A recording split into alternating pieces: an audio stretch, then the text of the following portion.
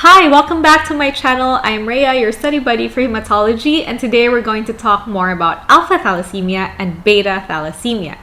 To start this video, I wanted to make this disclaimers first. I am not a doctor, so please don't make these videos a medical advice video. This is not a medical advice video.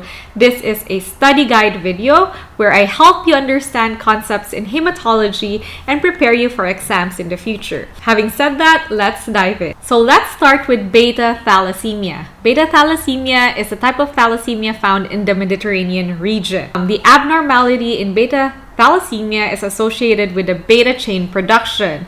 This is caused by the inheritance of a defective gene from one parent or two parents. This decrease of beta chain production affects the structure of the hemoglobin molecule, because as we all know, hemoglobin is produced by an alpha chain and a beta chain.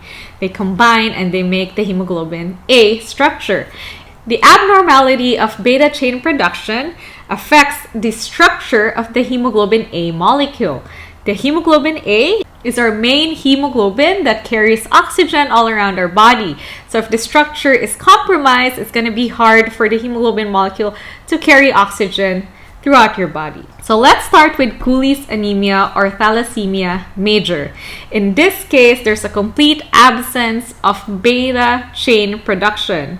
Both parents have a defective gene and is passed on to the child or the baby, and they are compromised. They're not able to make hemoglobin A because the beta chains are not produced at all. So there's no hemoglobin A, and there's 90% of hemoglobin F production, which is a combination of alpha chains and gamma chains, and that makes hemoglobin F. So now, since your beta chain production is compromised, you have an excess of alpha chains that are not able to make a hemoglobin molecule because there's just an abundance of them and absence of beta chains, which cause rigidity of the RBCs.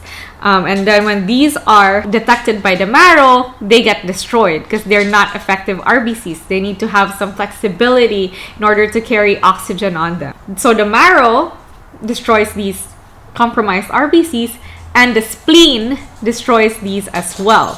Sorry, my dog keeps walking around. If you hear like scratchy noises, that's my dog. He's just eating and running around. Anyway, beta thalassemia major becomes symptomatic at 6 months after birth. Why is this? Because at 6 months, that's when your body decides to switch from producing hemoglobin F, which is a tetramer of alpha chains and gamma chains, to hemoglobin A, which is a tetramer of alpha chains and beta chains. Unfortunately, if you have thalassemia major, you're not able to do that switch, and that's when all the symptoms of thalassemia major come up. So what are the symptoms for thalassemia major, beta thalassemia major?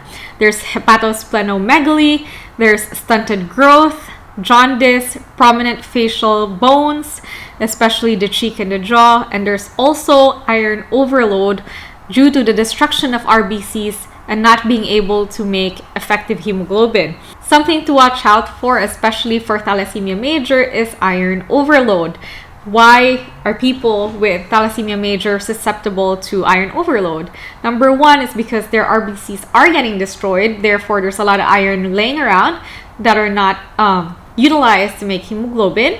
They're just in your body. And number two, because you're not able to make hemoglobin effectively, you're getting transfused all the time. So with these transfusions, it's a whole fresh amount of hemoglobins with iron in them, plus the iron that you already have in your body that you're not able to use to make hemoglobin. So that's why you end up having deposits of iron in your body and not able to utilize them, which leads to iron overload. So how does beta thalassemia major present in your lab results? So there's microcytic hypochromic anemia, there's target cells, teardrops, many NRBCs, basophilic stippling, Howell-Jolly bodies, Pappenheimer bodies, Heinz bodies, increased serum iron, and increased bilirubin, which reflects hemolysis or the destruction of the defective RBC. The next type of thalassemia is beta thalassemia minor, or the heterozygous type of beta thalassemia, wherein one parent has a healthy gene that can produce beta chains, and the other parent has the defective gene that is not able to produce beta chains. So in this case, there's just a decrease in beta chain production, not an absence. You can still produce beta chains, but just not as much. There's going to be mild microcytic hypochromic anemia present. There's going to be normal or elevated RBC count. Target cells and basophilic stippling will be present as well. As for hemoglobin A production, you are still able to produce hemoglobin A, but it's just decreased amount. Therefore, another type of hemoglobin A will compensate for that, which is called the hemoglobin A2, which is slightly increased in patients with beta thalassemia minor. Okay, that's it for beta thalassemia. We're going to move on now to alpha thalassemia, or the Asian type thalassemia.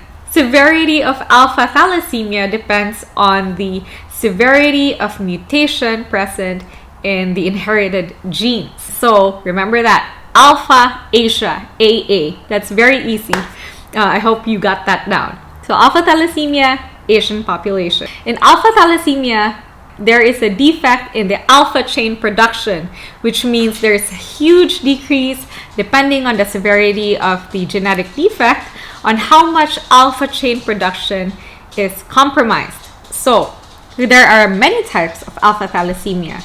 Let's start with alpha thalassemia major. So for major alpha thalassemia, that means all 4 genes that produce alpha chains are compromised. They're not able to make alpha chains at all. This is the most severe form of alpha thalassemia, wherein both parents have compromised genes which are inherited by the child and leads to this very severe form of thalassemia.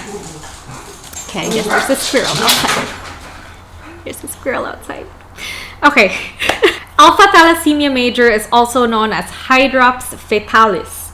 All 4 genes are deleted in this case, and there's no normal hemoglobins that are produced. So in this case, 80% of hemoglobin is composed of hemoglobin Barts, which is a tetramer of gamma chains. It's not hemoglobin A, which means this type of hemoglobin is not able to carry oxygen and will not be able to sustain life. Okay, the second type of alpha thalassemia is the hemoglobin H disease. In this case, instead of 4 deletions, you have 3 deletions. So that means you have 1 healthy gene that can create alpha chains. Unfortunately, because you only have 1 gene that's effective at producing alpha chains, you have an imbalance with beta chain production, because your beta chains will always keep producing normally since you have all your genes for that production. But unfortunately, your alpha chain is compromised. You have a lot less alpha chains. So this leads to a formation of beta chain tetramers. So instead of alpha and beta chain tetramer to form hemoglobin A, which is our healthy hemoglobin, we end up making hemoglobin H, which is a tetramer of beta chains. So beta chains will form its own tetramer. Hemoglobin H is an unstable hemoglobin, and it causes a rigid RBC to form. Again, as I've discussed earlier, these defective RBCs are taken out by either the marrow or the spleen because they're not effective at carrying oxygen. So this leads to a microcytic hypochromic anemia and most likely a swollen spleen, because your spleen is overworked trying to take out all these rigid RBCs in the system. For hemoglobin H disease, there's about 30% hemoglobin H and the rest is hemoglobin A. The third type of alpha thalassemia that I'm going to discuss today is the alpha thalassemia minor, or the trait type thalassemia. So in this case, you're doing really well because you have 2 alpha genes that are doing the production of alpha chains, and there's only 2 that got deleted. So at this point, you're able to somehow be, up to speed with the beta chain and alpha chain production. This disease is asymptomatic, which means it can only get discovered by accident. If somebody did a smear on you or you did your blood work and you're a little anemic, there's only very mild microcytic hypochromic anemia, and there's going to be target cells in your blood smear. But unless you do a genetic testing, it's basically asymptomatic, so you wouldn't even know that you had it. Last but not the least, it's the silent carrier type thalassemia, which is the 1 alpha gene deleted thalassemia. The only time it can get detected is when you do your blood work and the MCV is borderline low. But otherwise, you're completely okay, you're asymptomatic, and you live your life as usual. Okay, so that's all of the types of alpha and beta thalassemia, and I hope I helped you memorize these things today or understand the concepts behind them.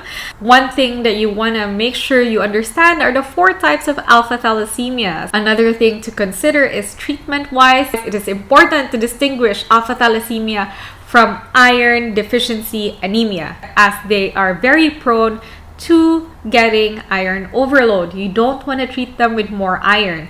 The future of thalassemia is bright though, because there are emerging therapies for beta thalassemia, such as gene therapy and gene editing technologies that can help thalassemia patients. Okay, and that's it for today. I hope you enjoyed this video. I hope it helped you in your learning. For more hematology videos, stop by my channel. If you like more content like this, please like and subscribe. Leave a comment down below if there's any topics that you find challenging that I can help you with, and I'll be glad to look into those. Thank you for watching today's video, and I hope that I see you on the next one. Bye!